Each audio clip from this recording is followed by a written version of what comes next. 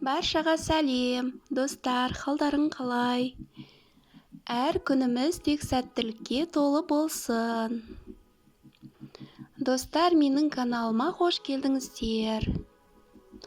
Бүгін мен сіздерге осындай өте жұмсақ, өте мамықтай үлпілдек, өте дәмді шығатын, қарапайым ғана оңай жасалатын булочканың жасалу жолдарымен бөлісемін. Достар, менімен бірге жасаңыздар, ол үшін менің каналыма тіркеліңіздер. Ал достар, кеттік. Ол үшін ең алдымен бізге бисмилля деп ұнымызды електен өткізіп дайындап аламыз. Содан соң бізге сүт қажет болады. Сүтіңіз жоқ болса айран жарайды, және де ұйып қалған сүтіңіз де жарайды. Содан соң сүтімізді жылытып аламыз. Жылы сүтімізге майымызды салып ерітеміз. Содан соң ашытқымызды, қантымызды, тұзымызды сүттің үстіне салып, жақсылап араластыра отырып, қантымыз ергенше жақсылап ерітеміз.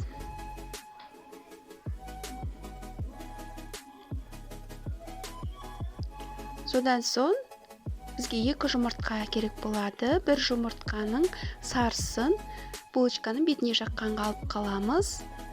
Ұнымызға бір жұмыртқаны және бір жұмыртқаның ағын саламыз.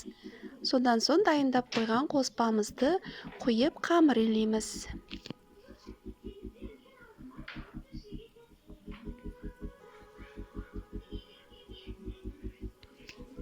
Қамырымыз әдемі қамыр болады.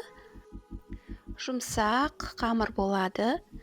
Қамырымызды илеп бола бергенде бір қасық өсімдік майын қосып, қамырды тағы жақсылап илеп, қамырымыздың бетін жауып, демалдырып қоямыз. Достар, видеоның астына описаниеге рецепттің мөлшерлерімен жазып кететін боламын. Міндетті түрде осы рецепт бойынша жасап көріңіздер. Өте дәмді, өте әдемі булочка шығады. Содан соң біз штрезел дайындайтын боламыз. Ол булочканың бетіне себелейтін ұнтақ. Ол ұнтаққа бізге ұн, қант және сары май қажет болады. Ұн, қант, сары майды араластырып, қолымызбен осындай етіп ұнтақ жасап аламыз. Бұл ұнтағымызды біркелкі етіп, езіп араластырып болғаннан кейін холодильникке қоя тұрамыз. Осындай болады.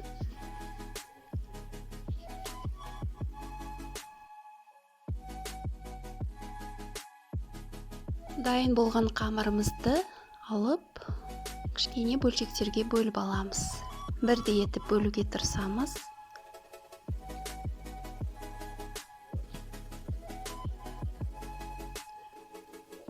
Кішкене бөлшектерге бөліп алған қамырларымызды дөңгелектеп,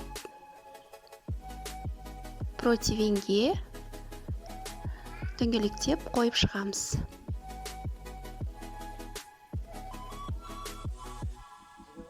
Осылай дөңгелектесеңіздер, өте дөп дөңгелек бірдей болып, әдемі болып шығады. Осылай істеп көріңіздер. Дөп дөңгелек әдемі қамыр болып шығады.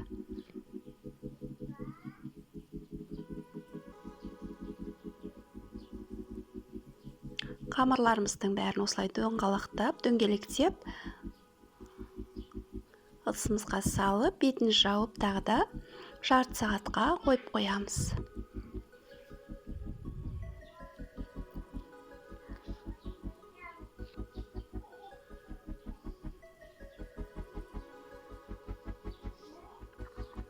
Жарты сағат өткеннен кейін біздің қамырларымыз кішкене ісініп, формасы үлкейіп, әдеміленіп дайын болады. Содан соң бағанағы алып қалған бір жұмыртқаның сарысына бір қасық сүтті қосып, жақсылап араластырып, булочкаларымыздың бетіне жағып шығамыз.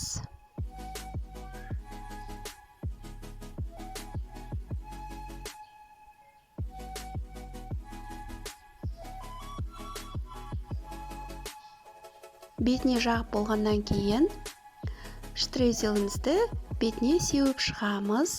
Булочкаларымыздың бетіне ұнтағымызды сеуіп шығамыз.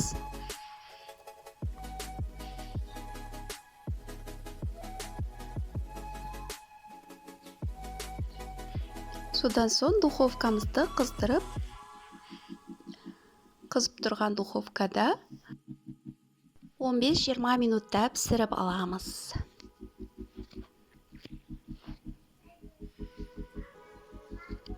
Достар, видеом ұнаса лайк басып, комментарий жазып кетіңіздер. Менің келесі видеоларымды жіберіп алмас үшін каналға тіркеліп қоюды ұмытпаңыздар.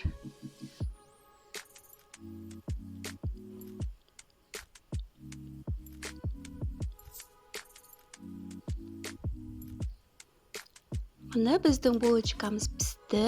Өте әдемі, түрі өте әдемі болып шығады. Дәмі өте дәмді. Жұмсақ, үлпілдек. Достар, міндетті түрде осы рецепт бойынша жасап көріңіздер. Сіздерге ұнайды деп ойлаймын. Сау болыңыздар. Рахмет.